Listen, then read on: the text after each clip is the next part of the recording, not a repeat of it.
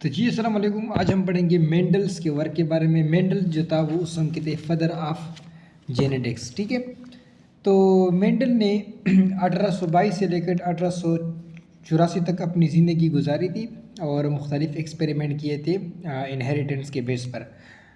और मेंडल ने आम तौर पर अगर हम देखें तो हमारे पास पी प्लांट के दो तरह के जो ख़ास स्पीशी होती है, तो वैसे तो बहुत सारी होती है लेकिन जो ख़ास स्पीशी होती है वो दो तरह की होती है। कौन से प्लांट की? पी प्लांट की। एक होती है आपके पास गार्डन पी और एक होती है आपके पास स्वीट पी। ठीक है, स्वीट पी और गार्डन पी। अब इस जो आपके पास गार्डन पी है इसको हम कहते हैं, इसका दूसरा नाम है पीसम सेटिवम और इस स्वीट पी को हम कहते हैं लेथिरस ओडोरेटस। तो मेंडल ने जिस पी पर काम किया था वो था आपके पास गार्डन पी, जिसे हम कहते हैं पीसम सेटिवम। ठीक है, मेंडल ने इस पर वर्क किया था। तो मेंडल ने क्यों पी प्लांट को चूज़ किया था? बहुत सारे करेक्टरिस्टिक्स की वजह से। ये आपके पास हर्माफ्रोडाइट होते हैं, मतलब both sexes are present in plant में। एक प्लांट में मेल और फीमेल दोनों ही प्रेजेंट होते हैं। ठीक है, दोनों ही सेक्सेस प्रेजेंट होते हैं। चूँकि दोनों ही प्रेजेंट होते हैं तो इसमें क्या होती है, सेल्फ फर्टिलाइजेशन होती है। और साथ साथ में जो मेन बात है इसमें वो ये है कि इसमें आप क्रॉस फर्टिलाइजेशन भी कर सकते हो। ठीक है, ये इसकी सबसे अहम बात है। वैसे अगर हम देखें तो एक प्लांट के अंदर जो आपके पास जो स्टिग्मा होती है, ठीक है, जो आपके पास ओवरी होती है उस पर जो मेल के जो क्या होते हैं आपके पास जो पोलन सेक्स होते हैं वो गिरते हैं और इस तरह जो आपके पास जो रिप्रोडक्शन होती है वो हो जाती है। लेकिन साथ साथ में आप इसको क्रॉस फर्टिलाइजेशन भी कर सकते हो, जैसे कि नॉर्मल इंसानों की तरह जो ह्यूमन बींग्स होते हैं। और ठीक है, इसमें आप वन प्लांट दूसरा प्लांट, इसमें आपने क्या करना है, इसमें चीज़ें आपने इस पर डालनी है और इससे क्या होता है, इसमें रिप्रोडक्शन स्टार्ट हो जाती है। तो यहाँ पर आपने एक प्लांट से दूसरे प्लांट में को इस्तेमाल किया जिसे कॉल्ड क्रॉस फर्टिलाइजेशन। तो सेल्फ फर्टिलाइजेशन तो होती है, लोग साथ साथ में क्रॉस फर्टिलाइजेशन भी हो सकती है। ये give large number of seed in less time, बहुत कम टाइम में हमें बहुत ज़्यादा सीड देगा। Has many sharp distance characters, इस पी प्लांट में बहुत वाजे क्लियर डिस्टेंस करेक्टर होते हैं। इसका जो जनरेशन टाइम है वो काफ़ी शॉर्ट होता है। ठीक है, शॉर्ट जनरेशन टाइम। तो मेंडल एक मैथमेटिशियन भी था और इसके जो मैथमेटिकल अप्रोच था वो सूटेबल फॉर एक्सपेरिमेंट, और इसके लिए वो बहुत ज़्यादा मुफीद साबित हुआ। उसके जो मैथमेटिशियन जो यानी कि आप कह सकते हो कि जो मैथमेटिक्स का जो नॉलेज था उस मेंडल के लिए बहुत मुफीद साबित हो गया। ठीक है, और study of single trait at a time then study of 2 or more traits separately. उसने सिंगल ट्रेट को पहले स्टडी किया, उसके बाद एक टाइम पे सिंगल ट्रेट को स्टडी किया, उसके बाद 2 या और बहुत ज़्यादा ट्रेट को सेपरेटली स्टडी किया। वही बात कि ये आपके पास बाइसेक्शुअल होते हैं। अच्छा, उसके बाद मेंडल ने फर्स्ट स्टेप में क्या किया? फर्स्ट स्टेप में आप देख सकते हैं कि मैंने यहाँ पर लिखा है ट्रू या प्योर ब्रीडिंग। ये क्या होती है इसको समझते हैं। ट्रू ब्रीड या प्योर ब्रीड, इसका क्या मतलब है? ऐसा प्लांट जिसको आप सेल्फ फर्टिलाइजेशन करते हो, ठीक है, उसकी सेल्फ फर्टिलाइजेशन करते हो और वो ऑफस्प्रिंग पैदा करे बिल्कुल अपने फिनोटाइप, बिल्कुल अपने जैसे ही, उसको हम कहते हैं ट्रू या प्योर ब्रीड। लेट सपोज मेरे पास एक राउंड सीड है, ठीक है, अब ये मुझे पता नहीं है कि ये ट्रू ब्रीड है या नहीं है, और इसको मैं सेल्फ फर्टिलाइज करूँ और इससे राउंड आए फिर, तो ये जो राउंड है अपने पेरेंट की तरह बिल्कुल राउंड है, इसमें कोई मिक्सिंग नहीं है, मिक्सिंग ऑफ एलील नहीं है, जीन नहीं है, तो ये आपके पास क्या है? ट्रू ब्रीड है। इस तरह अगर मेरे पास टाल अगर पेरेंट हो तो उससे अगर बच्चा ही टाल आए, सिर्फ टाल, तो ये आपके पास जो है ये आपके पास प्योर ब्रीड या ट्रू ब्रीड है। नॉन ट्रू ब्रीड या नॉन पेवर ब्रीड क्या होता है, जब एक राउंड होता है इसकी आप सेल्फ फर्टिलाइजेशन करते हैं और आपके पास राउंड रिंकल, साथ में रिंकल भी आ जाता है, तो इसमें मिक्सिंग ऑफ एलील होती है, तो ये आपके पास राउंड जो है ये नॉन ट्रू या नॉन पेवर ब्रीड होती है।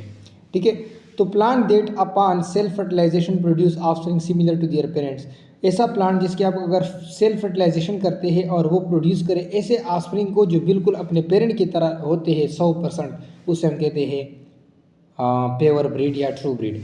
अच्छा, हाउ, ये कैसे हासिल होता है, by repeated self fertilization through successive generation. आपने सक्सेसिव जनरेशन में इस जो सेल्फ फर्टिलाइजेशन होती है इसको आपने रिपीट करना है। लेट सपोज मेरे पास राउंड है, इसको मैंने सेल्फ फर्टिलाइज किया, इससे आया राउंड और रिंकल, तो इसका मतलब ये जो राउंड था ये पहले क्या था, नॉन ट्रू ब्रीड था। फिर इस राउंड को मैंने फिर सेल्फ फर्टिलाइज किया, मेरे पास राउंड आया और साथ में रिंकल्ड आया, तो इसका मतलब ये हुआ कि ये जो सेकंड राउंड है जो इस राउंड से बना था ये भी नॉन ट्रू ब्रीड है। अब मैंने क्या किया कि इस राउंड को फिर सेल्फ फर्टिलाइज किया और यहाँ पर आया सिर्फ round with any wrinkled, without any wrinkled, wrinkled यहाँ पर प्रोड्यूस नहीं हुआ, तो आपके पास ये जो है, अब ये जो राउंड है ये आपके पास ट्रू या पेवर ब्रीड है। ठीक है, अब ये जो राउंड है आपके पास ट्रू या पेवर ब्रीड है, और ये जो राउंड आपके पास इसके नतीजे में निकला ये अगेन इसी तरह ट्रू ब्रीड को प्रोड्यूस करेगा, तो ये भी आपके पास ट्रू ब्रीड है। तो यह इसका मतलब ये हो गया कि non true breed parent can produce a true breed offspring. एक नॉन ट्रू ब्रीड पेरेंट जो होता है वो ट्रू ब्रीड पेरेंट को प्रोड्यूस कर सकता है। देखो ना, ये आपके पास क्या था, नॉन ट्रू ब्रीड था और इसने इस ट्रू ब्रीड को पैदा किया। लेकिन all offspring of a true breed are always true breed, लेकिन तमाम ऑफस्प्रिंग जो होते हैं ट्रू ब्रीड के वो हमेशा ट्रू ब्रीड को ही प्रोड्यूस करेंगे। यानी कि ऐसा नहीं हो सकता कि आपने ट्रू ब्रीड से नॉन ट्रू ब्रीड बना दिया, ऐसा नहीं हो सकता। ठीक है, तो ट्रू ब्रीड क्या होता है, produce offspring with the same trait as the parent. ऐसे ऑफस्प्रिंग को प्रोड्यूस करना जो बिल्कुल अपने पेरेंट की तरह हो, 100%, कोई मिक्सिंग ऑफ जीन एलील ना हो, this is called true breed. अच्छा, 7 contrasting pair of trait pair studied by Mendel. Mendel ने 7 पी प्लांट के अंदर 7 ट्रेट्स को पढ़े थे। पहला क्या था, हाइट, जो टॉल हो सकती है, शॉर्ट हो सकती है, टॉल डोमिनेंट है। उसके बाद ये सीड कलर, ये येलो हो सकता है, ग्रीन हो सकता है, ये येलो जो है आपके पास डोमिनेंट है। सीड शेप, ये राउंड हो सकती है, रिंकल हो सकती है, राउंड डोमिनेंट है। फ्लावर कलर, पर्पल हो सकता है, वाइट हो सकता है, आपके पास जो पर्पल है वो डोमिनेंट है। फ्लावर पोजीशन की जो पोजीशन होती है वो ऑक्सिलरी भी हो सकती है, टर्मिनल भी हो सकती है, जबकि आपके पास जो ऑक्सिलरी है वो आपके पास डोमिनेंट है, और ये ये जो इस साइड पर है वो तो रिसेसिव ही है। पोट शेप या फ्रूट शेप जो होता है वो स्मूथ होता है और कंस्ट्रिक्टेड भी होता है, तो ये आपके पास जो स्मूथ है वो डोमिनेंट है। इसके बाद जो इसका कलर होता है, पॉट कलर, ये ग्रीन हो सकता है, येलो हो सकता है, और यहाँ पर ग्रीन जो है यहाँ पर डोमिनेंट है। यहाँ पर ग्रीन रिसेसिव होता है, लेकिन इस पॉट कलर में ये ग्रीन डोमिनेंट है। ठीक है, तो ये आपके पास ये 7 कंट्रास्टिंग पेयर आपको आने चाहिए। How many traits are found in pea plant, अगर आपसे सिक्यूज में पूछा जाए कि एक पी प्लांट में कितने ट्रेट्स हो सकते हैं, तो 7, बाज़ बच्चे 7 पर गुड लगा देते हैं, नहीं, मैनी हो सकते हैं, बहुत ज़्यादा हो सकते हैं, लेकिन जो मेंडल ने स्टडी किए थे वो 7 थे, वो टीके के वो 7 है। अच्छा, अब हम आते हैं व्हाट इज़ हाइब्रिडाइजेशन। हाइब्रिडाइजेशन क्या होती है, the cross fertilization between 2 individual that differ on certain trait. तो हाइब्रिडाइजेशन की तो एक बात हमें पता चल गई कि ये सिर्फ और सिर्फ क्रॉस फर्टिलाइजेशन से होती है, इसमें सेल्फ फर्टिलाइजेशन वगैरह नहीं होती है।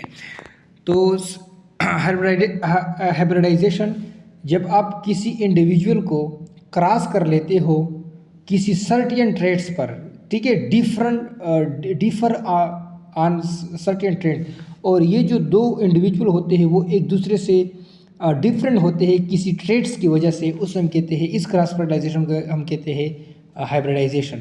इसके टाइप्स होते हैं monohybrid cross, dihybrid cross. Monohybrid cross में आपने क्रॉस फर्टिलाइजेशन करनी है 2 इंडिविजुअल के दरमियान जो एक ट्रेट की वजह से आपस में मुख्तलिफ हो, उसे हम कहते हैं मोनो हाइब्रिड क्रॉस। अब राउंड और रिंकल को मैं सेल्फ फर्टिलाइज इसको हम अगर मैं क्रॉस करता हूँ तो इसे मोनो हाइब्रिड क्रॉस कहते हैं। अब एक राउंड रिंकल ये एक ही ट्रेट है, ठीक है, एक ही ट्रेट की वजह से डिफरेंट है।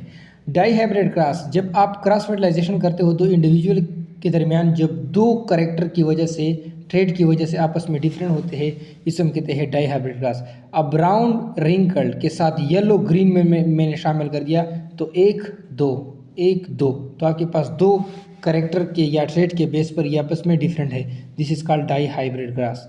ये more than one different traits भी हो सकता है, ठीक है। एक से ज़्यादा अगर हो, यानी कि दो से भी ज़्यादा हो सकते हैं, ये आपके पास होती है हाइब्रिडाइजेशन।